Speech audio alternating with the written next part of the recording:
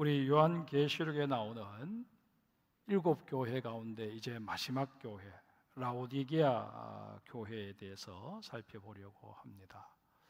저는 이 7개 교회를 쭉 살펴보면서 하나님께서 그 7개 교회 중에서도 라오디게아 교회를 왜 제일 마지막에 배열하셨을까 하는 생각을 해보았습니다. 이 라오디게아 교회가 교회의 박해 상황이 끝나고 교회가 평안해졌을 때 우리가 보일 수 있는 모습과 가장 근접해 있기 때문에 이 라오디게아 교회를 제일 마지막에, 어쩌면 오늘을 살아가고 있는 우리에게 이런저런 경계를 하시고자 이 라오디게아 교회를 마지막에 배치한 것이 아닐까 하는 그런 생각을 해봅니다. 라오디게아 교회는 7개 교회 가운데 가장 심한 책망을 들었던 교회입니다. 이 교회에 대해서는 주님께서 긍정적인 말을 단 한마디도 하지 않으셨습니다. 이유가 무엇일까요? 한마디로 라오디게아 교회는 이도 저도 아닌 미지근한 교회였기 때문입니다. 주님께서는 우리들어 차지도 뜨겁지도 않은 이 라오디게아 교회를 토해버리시겠다 말씀하시면서 너희는 절대로 이런 교회, 이런 그리스도인이 되어서는 안 된다 라고 깨우쳐 주십니다. 그렇다면 도대체 라오디게아 교회가 차지도 덥지도 않은 미지근한 교회가 된 원인이 어디에 있을까요? 그 첫 번째 원인은 물질적인 부요함 때문이었습니다.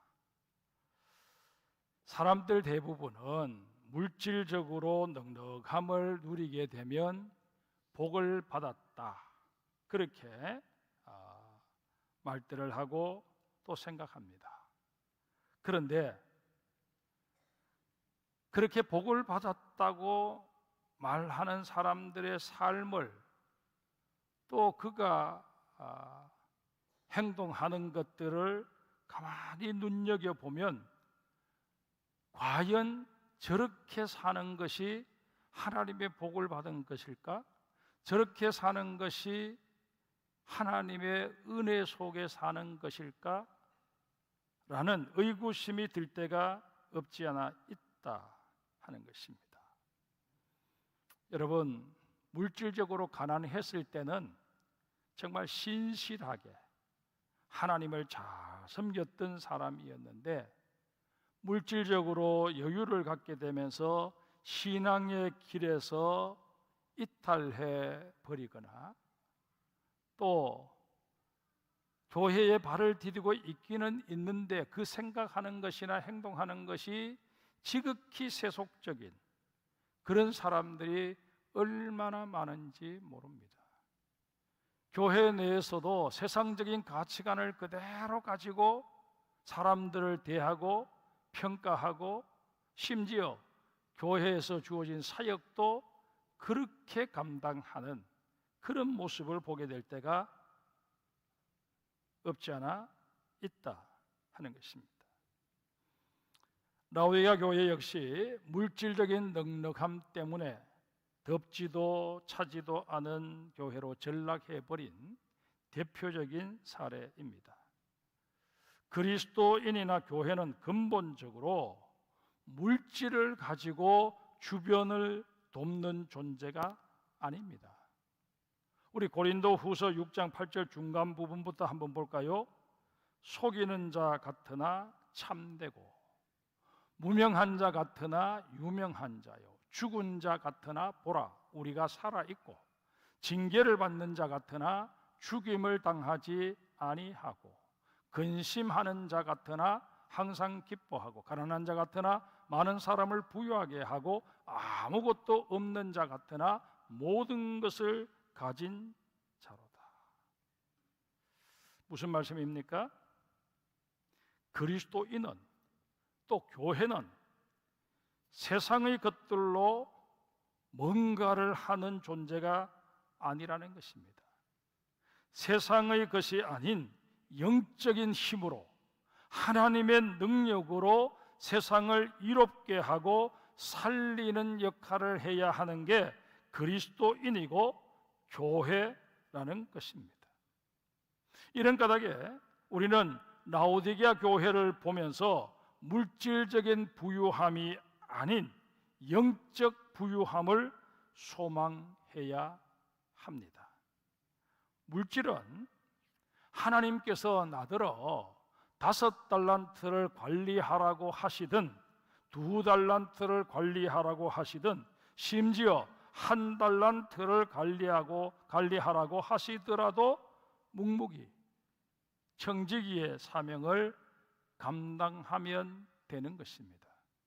내가 이 땅에서 물질적인 궁핍함 때문에 많은 어려움을 겪고 살았다고 해서 저 천국에서 그것이 이유가 되어서 하나님의 외면을 당하고 우리 주 예수 그리스도의 영접을 받지 못하는 일은 없습니다. 그러나 물질 때문에 내가 온통 세속적인 가치관에 사로잡혀서 내가 물질적으로 여유가 있든 없든 항상 내 머릿속에 물질적이고 세속적인 관심을 가지고 인생을 살아간다면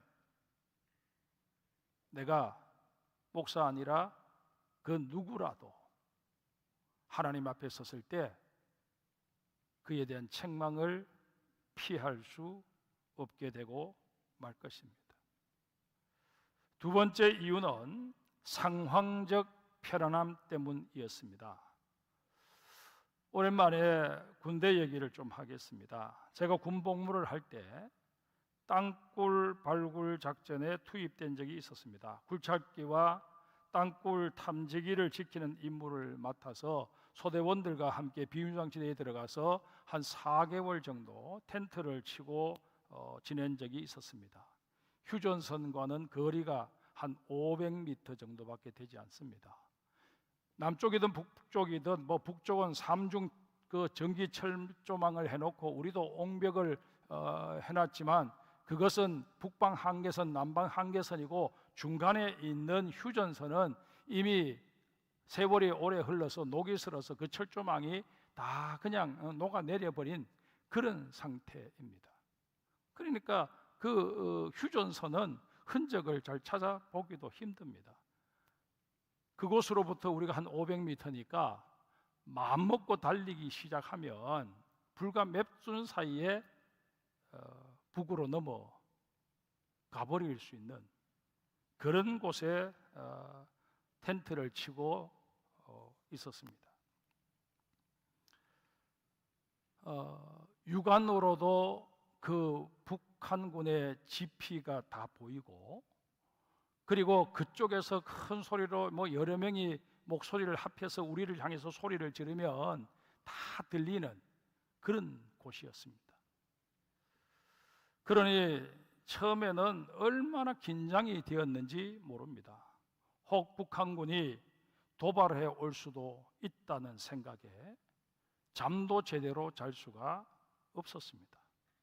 그러나 그렇게 일주일이 지나고 2주일이 지나고 그렇게 시간이 흘러가면서 묘하게도 그것이 참 평화롭다고 느껴지기 시작했습니다. 북에서부터 내려오는 그 임진강 물줄기는 그냥 유유히 흘러내려가고 거기에 있는 고기들은 사람 손을 탄 적이 없기 때문에 그냥 낚싯대를 들이기만 하면 찌도 필요 없습니다. 이렇게 눈으로 보면서 고기가 물면 끄집어내면 되는 겁니다. 그런 곳이다 보니까 정말 목가적인 풍경이었습니다. 지금도 과거에 남한 북한 사람들이 오갈 때 그때 지나다니던 길의 흔적이 그곳에 들어가면 그냥 그대로 나 있습니다.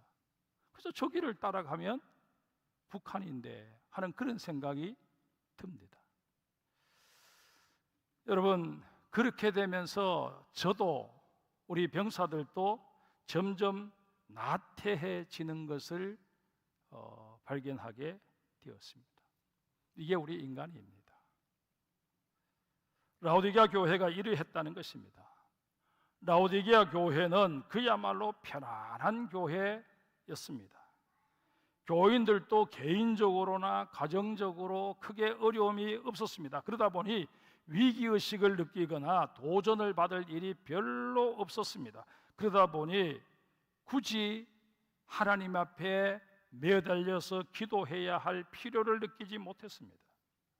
이런 상황이 지속되면서 라오디게아 교회 교인들은 영적 나태에 빠져버리고 만 것입니다. 그러나 이건 라오디게아 교회 교인들의 착각이었습니다. 우리 그리스도인들이 서 있는 자리는 그곳이 어디든 접전 지역입니다.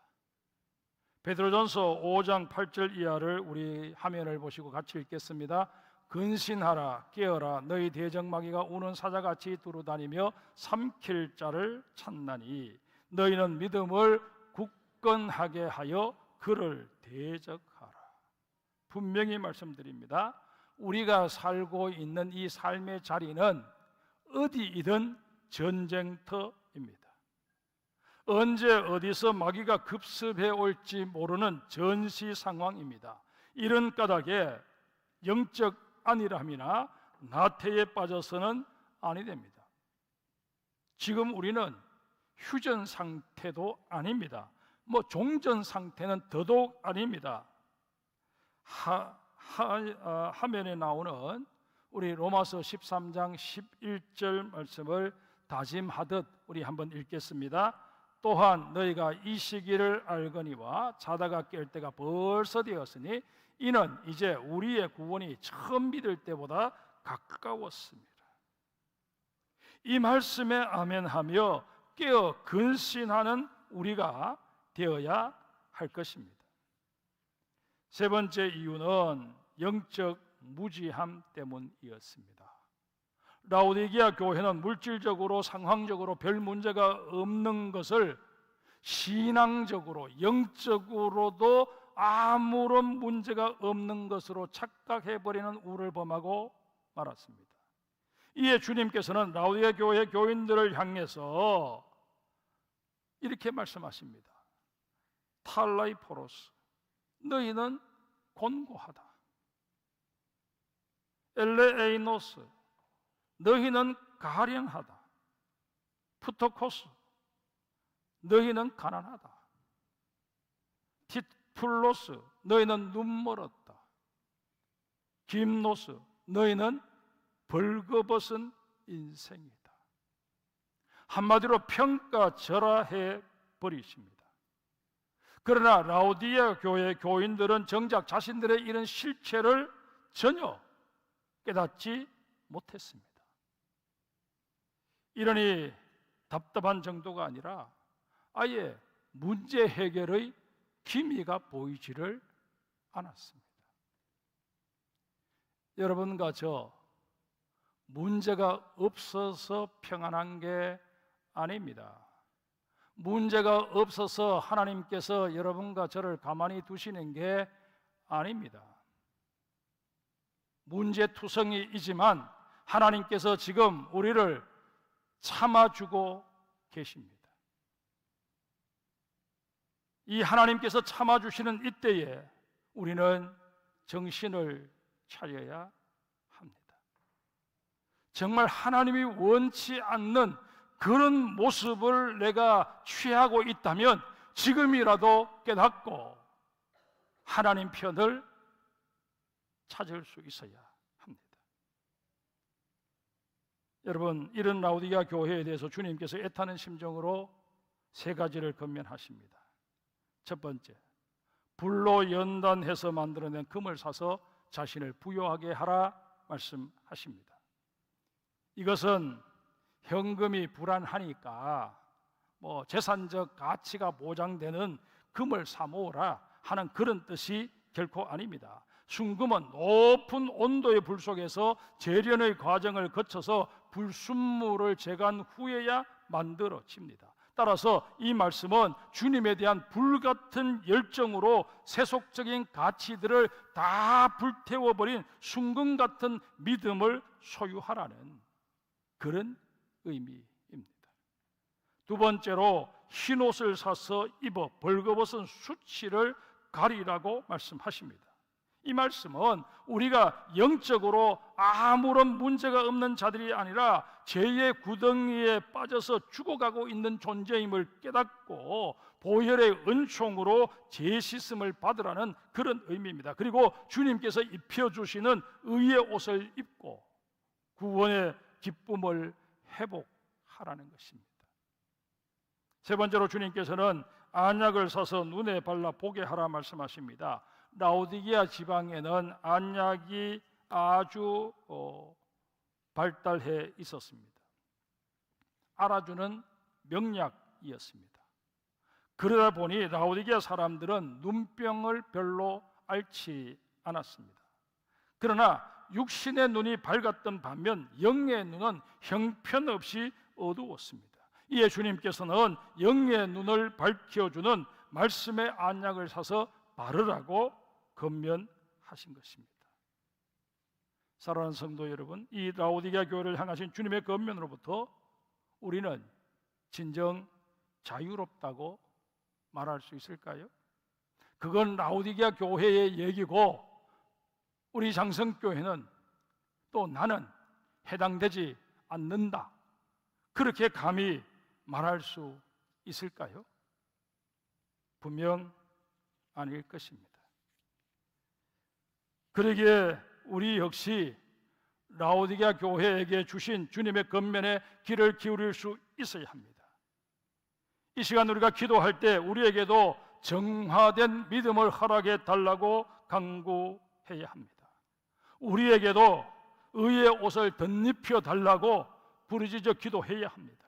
그리고 영혼의 안약 곧 말씀의 안약을 발라서 우리의 영안을 밝히게 해달라고 기도해야 합니다. 여러분, 내가 문제 없다라고 생각하는 그 순간, 나는 지금도 인생을 잘 살고 있다, 그렇게 말하며 다른 사람을 향해서 손가락질을 하는 그 순간, 나는 주의 사랑에서, 주의 은혜에서 멀어질 수 있다라는 두려움을 가지셔야 합니다. 여러분, 여러분과 저 어차피 천국을 소망하며 예수 믿는 것 아닙니까? 이 땅에서 그저 잘 먹고 잘 살려고 우리 한 사람이 그리스도인 된 것 아니지 않습니까? 이 땅의 삶은 공고할 수 있습니다. 이 땅의 삶은 힘들 수 있습니다. 그러나 우리의 소망은 하늘에 있기에 오늘도 주님을 바라보며 그 주님 안에서 소망을 찾는 우리 장성교회 모든 믿음의 사람들, 특별히 이 금요 성령 집회에 나오는 기도의 용사들이 되시기를 주님의 이름으로 축복합니다.